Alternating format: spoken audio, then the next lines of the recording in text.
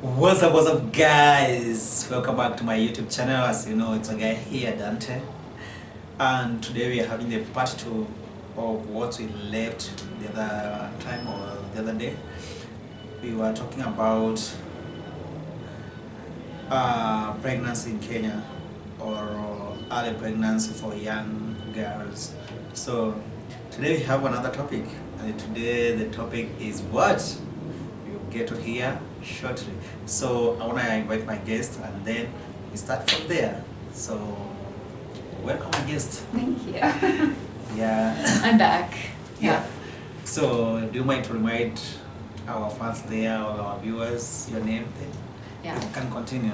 Yeah, I'm Megan, and I am going to school at USIU for counseling psychology. I'm getting my master's. So today we're going to be talking about mental health in Kenya. Yeah. Yeah. So guys, that's what we're gonna talk about. And what is mental health? That will be the first question. And let's begin. So what is mental health? Mental health is paying attention to what is going on in your mind and not just your body, because a lot of times when we think about health, we think about, do you have a cold? Are you like vomiting? Or, do you have a fever? These are physical health symptoms, but mental health is, how is your mind feeling? Are you feeling really sad? Are you really angry? Are you having aggression? Things like that. So mental health is connected to your physical health, and the physical health is connected to the mental health. You can't separate the two. Yeah, so they go hand in hand together. Yeah, they go hand in hand together. Okay. Definitely. So can you maybe, can you explain more about it? And the other thing I would like you to tell us is, what is the cause of mental health? Okay, so Or what, because if you talk about mental health, there must be something which affect people's mental health.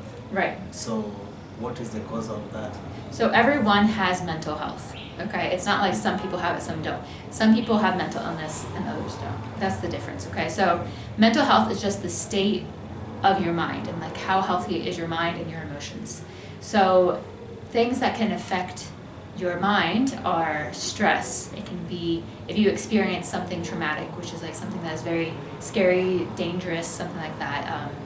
If you are feeling rejected, that's also going to affect your mental health. So there's a lot of different things that impact us, and sometimes they don't really make sense. Like maybe you're having something, just a small frustration, but it seems like a really big deal. And it's not the same for everyone, Like maybe in your life you have someone pass away that you're close to, and that significantly impacts you. Maybe you're depressed longer than, your grieving process is longer than most others. Yeah. And it's just how it works. Like someone else can have a family member pass away, they move on after, a week or so. Yeah. So it really depends on the person. Yeah. Yeah. Let's talk about stress a little bit, because I heard you mentioning about the stress. Yeah. Because nowadays you can hear many youths out there or young people, even in primary school or high school or in colleges, you hear that they have ulcers. Yeah. So you wonder, why do you have ulcers and you're still young? What is that stressing you? Yeah, it's, the education system. Honestly, it's really stressful here.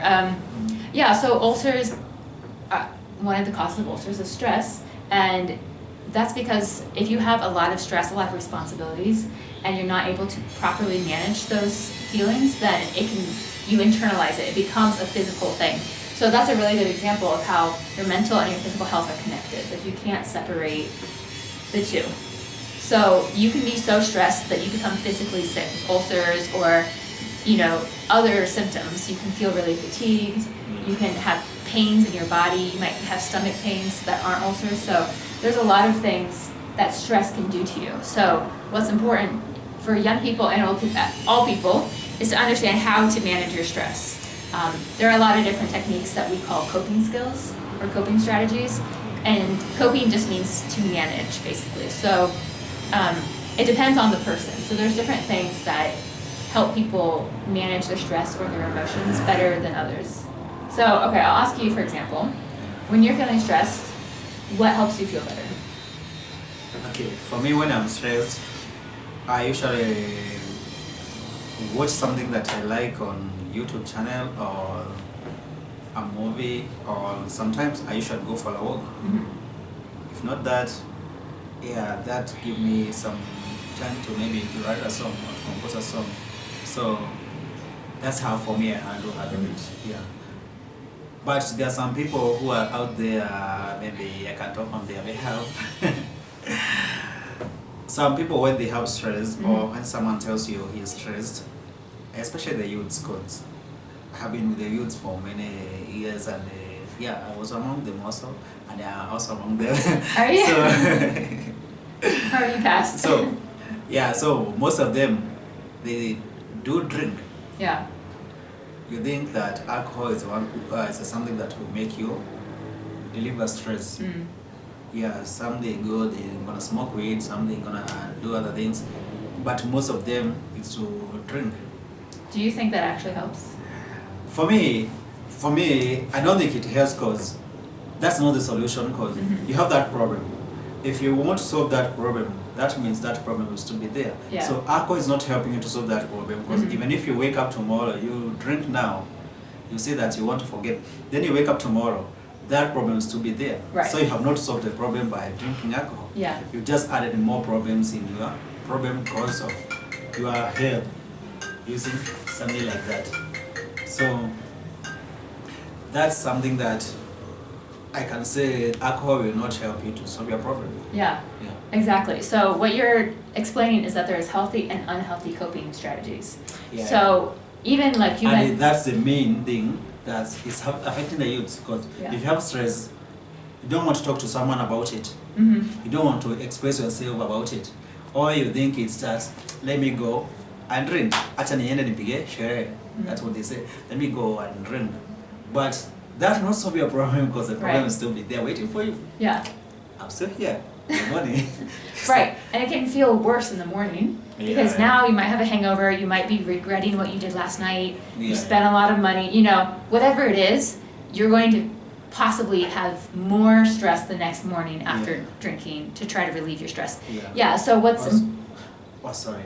you have so much to say, Yeah. it's okay. Also, there is this, like nowadays, many youths, they are committing suicides. Mm. Yeah, you hear many youths committing suicide, so that's another thing. And I think committing suicide is becoming because of they don't have someone to talk to. Yeah. Yeah, some parents, they are there, they are harsh to their kids, and they don't want to listen. Then the others is like they are pushing their kids to follow what they want, not what the kids they want or the youths they want. It's like you're forcing your kid to do some courses in university or colleges that they don't want to do. Mm. But because you are the one who is paying for the school fees, and you want your kid to be like, you want to be proud there at the village that my kid, he or she is doing medicine, my kid's here and he is doing whatever. So I think that's also is affecting the youths out there. And if you go to the colleges and university, you find many kids there or many youths there. Okay. They are not okay. Yeah. Okay, Yeah. continue now. That's the issue. Yeah, it's a serious issue for sure because I think especially in Kenya, compared to maybe in the US or other Western countries, talking about your emotions isn't really encouraged. Yeah. It's more, they tell you like to put on a face, to pretend that it, you know, kind of push it down. And part of the reason for that is that Kenya is a collectivist society, meaning it's important here to maintain like the group cohesion and the group harmony. Whereas in the US or other Western countries, we're individualistic. So it's more like, yeah, talk about yourself, express yourself. What do you need, you know? So what happens then is in the group setting, if you're not allowed to express yourself, you can be hiding even from your closest friends and family because you want to maintain that harmony. You don't want to cause them that stress.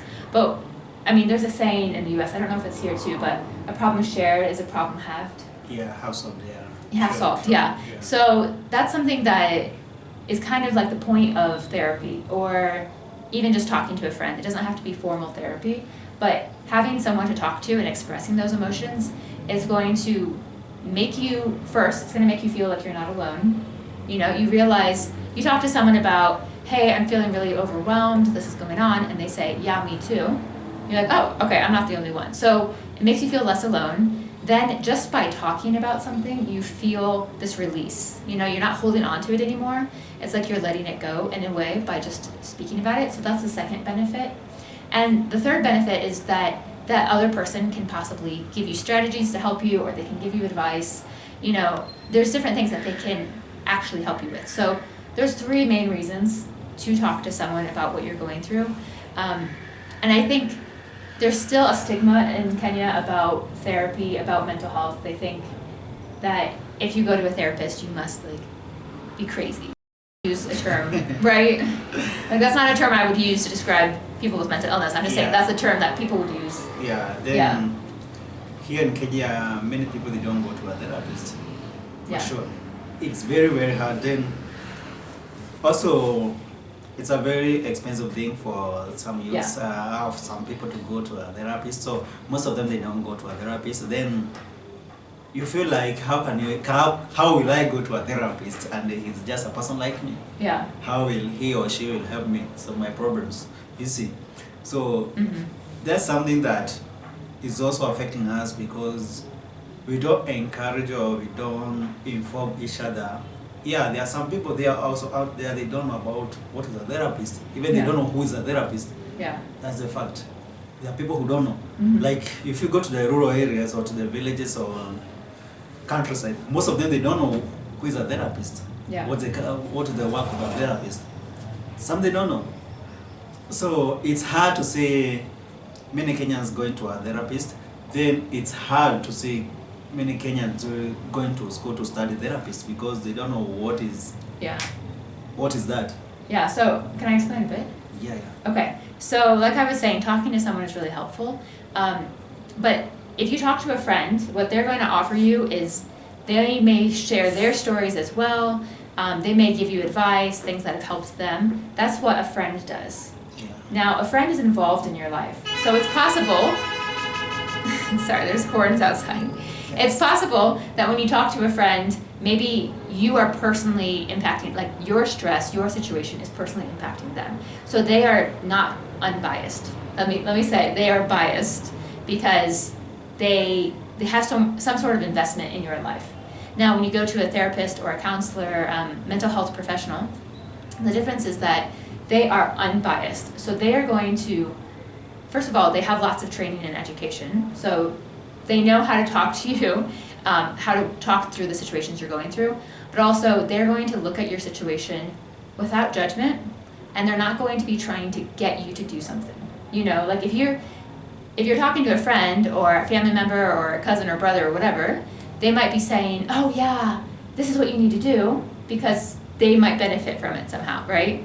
Like, that's not a bad thing, it's just, it's on their minds. Okay, but a therapist, they're literally just there to help you. So they're going to be looking at your life without that extra, see how they can get something from it, you know? Okay. So that's what a therapist does, but also they're not there to give you advice. It's not like you say, okay, here are all my problems, and they say, do X, Y, and Z. That's not really the point of therapy. The therapy is the therapist or counselor, they will ask you questions to kind of get you to think. And basically, they want you to come up with your own realizations and your own solutions. And the reason that why this is so helpful, because often maybe in your mind you feel like it's just like a tangled web of thoughts. It's like everything's kind of a mess. You feel that sometimes? Yeah. And a therapist kind of like talks to you, and they basically take out your thoughts and they untangle them and they put them into like a nice organization. And then you can see, oh, okay, this is where this idea comes from. This is why I feel this way when this happens. This is what I can do. And basically by them just asking these questions that guide your thinking and your ideas, it kind of organizes them and it helps you process and move forward. So therapists aren't there to be like, I have all the answers. And if you go to a therapist that does that, that is wrong. That is not therapy. They are just giving you advice. So true therapists, they're there to listen, to ask you thought-provoking questions, and to get you to really process and sit with what you're going through. And it's possible that they can give you strategies, they can give you ideas of like, this is a better way to handle this, or how about this week we tried this. Like they can give you some ideas, but the main point is that they want you to come to the realization that, oh, okay, I see now, this is what's affecting me. Or I see now, when I do this behavior, it causes me to feel this. You see? Yeah. So it's super important. I mean, I would say everyone should go to therapy. There's no one that is above receiving therapy because it's there to help you, and you just get to talk about yourself. You just sit down and talk about yourself. And how often do you have a friend who just lets you talk, and isn't trying to like get their story in or get their perspective in? It's like a place where you feel totally free, and you know, because of confidentiality, and there's like a lot of laws prohibiting counselors from like sharing information unless you're in danger. Yeah, so you know that when you go there, they're not going to go gossip to your other family members and friends. Yeah, that's the point also, because you also feel like I don't want to share my problem with someone because I know he's gonna or she's gonna go and share it with someone else. Yeah. So the only thing you can do is hide it from anyone, even your closest friends, even your parents, from your relatives. You just want to keep it to yourself. Yeah. Also, it's just like the topic that we had the other time. We were talking about the early pregnancy. Yeah. See, those girls is that they got pregnant. They were not aware of what's the consequence of about sex or what will happen after sex. Yeah. Because the parents, they didn't talk to them. Yeah. Then when they got pregnant, they didn't want to share. Yeah, with a lot people. don't. Because they are afraid, what will my parents say? Yeah. Or what will be my guardian say? Or what will my brother say or my sister? Yeah. So I think that's another thing, because you are afraid of them sharing with another person. So you just keep it to yourself, and that's a problem which is affecting us also. Yeah, and something I talk about with my clients is that when we keep our emotions inside, or we keep our stress inside and we don't share it, it's like a volcano. You know, volcanoes have lots of pressure, and eventually after so much pressure, then they explode. And that explosion can look different for different people, but an explosion could be suicide, you know? It could be getting so angry that you beat someone. It could be doing something very drastic because you are pushing so much pressure down. All those emotions are getting pushed down until you just can't handle it anymore. And then you regret later seeing the... Yeah. So it's better to let off those frustrations in little healthy ways. So if I could talk about some healthy ways to... It's okay. Yeah. Just feel free. Yeah. Because I know that therapy is expensive. In Kenya, it's about let me speak in shillings. About 2,000 or 2,500 shillings per hour of therapy. So that is high, and I get a lot of Kenyans can't afford that, and insurance I don't think really covers it in this country. I don't think NHIF, I doubt it. Okay. Yeah, so I understand that it's really expensive. So there are ways for you to help manage your own stress and emotions. So what's important is finding healthy coping mechanisms. So the difference between healthy and unhealthy mechanisms are that healthy ones are going to result in feeling that release of pressure, whereas unhealthy ones are just going to mask it. So like you mentioned, drinking, doing drugs, those are masking mechanisms or coping strategies. Maybe it'll only last for 20 minutes, 30 minutes, however long the effect of the drug or alcohol. And then after that, your problems are still there, you still feel that stress. You also mentioned like watching YouTube videos. That's somewhere in between healthy and unhealthy, because it's not really healthy because you're not processing things, but it's not as bad, it's not as harmful as some others. It can still relax your mind. Mentioning like taking a walk, that is extremely healthy. That is going to allow your physical body to feel better, which allows your mental mind to feel better, right? But also, while you're walking, you're not normally like on your phone, you're not normally doing something, you're just walking, and that allows your brain time to process what's going on. So some other healthy things, besides talking to people, besides going for a walk, is exercise, other types of exercise, eating healthy, doing something that you enjoy that is creative, like you said, writing a song, doing artwork, gardening, working in the shamba, things like that. That is going to, again, allow you time to process, allow you to express yourself. journaling, so like writing down your thoughts and feelings, that's really helpful. You can even draw, just like, this is how I'm feeling today. You can just doodle. You know doodle? Doodle? Okay, doodle just means like drawing random things without really thinking about it. You know, maybe you did that in school, you just kind of like wrote in your notebooks. So that kind of thing is actually really helpful because it's allowing your mind to process while doing something that's just relaxing. Making sure you get enough sleep.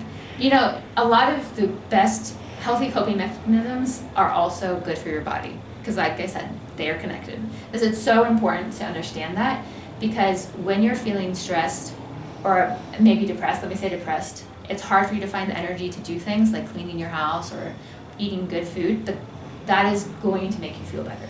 Yeah. Like when your environment is cleaner, you will feel better. If you are eating healthier food, you will feel better. You know, all these things, it's not like your mind and your body and your environment are separated. Other healthy mechanisms are, like playing music, as in like if you sing or you play an instrument, that's healthy. I feel like I'm forgetting some, but anyway, basically find what is good for you that allows you to process things and not just keep it inside. Some way to let that pressure off a little bit. Oh, I will say, for some people who maybe feel really aggressive when their mental health isn't very good, aggression is just a sign of like anger, and you might have a lot of extra tension built up. And so doing something like boxing or running or cycling, something like that that is very physically assertive, that's going to get a lot of that energy out. And it's better to get it out through like structured activities than getting in a fight. So if you're feeling that kind of way, like when you get angry, you start to like make fists, and your heart's beating really fast, and you feel like physically hurting someone, that means that you have too much tension and you need to do something like really physical to get that off. Yeah. So that's what I would say, yeah. I could talk So about this. guys, those are some health mental tips Yeah. out there for free. Yes, agree. Yeah. So thanks so much for being in this show. Yeah. Feel welcome. So guys, if you have a question, please let us know.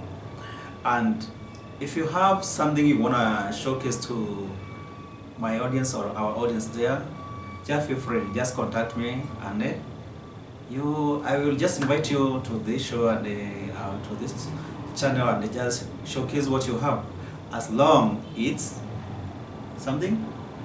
Good.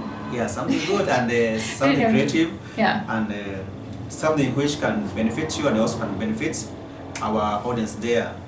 So always, guys, feel free, contact us if you have a problem with any of your, if you know someone or you need some help about the mental health, she's here to help you. I can link you to her. Mhm. So just comment or just email me there. There will be my email address there, so you can just email anytime. Feel free. Thanks guys for watching. Please keep subscribing, and see you in the next one. And take care of yourself. Yeah. Okay. Thanks so much, Yep. guys, and Bye. see you.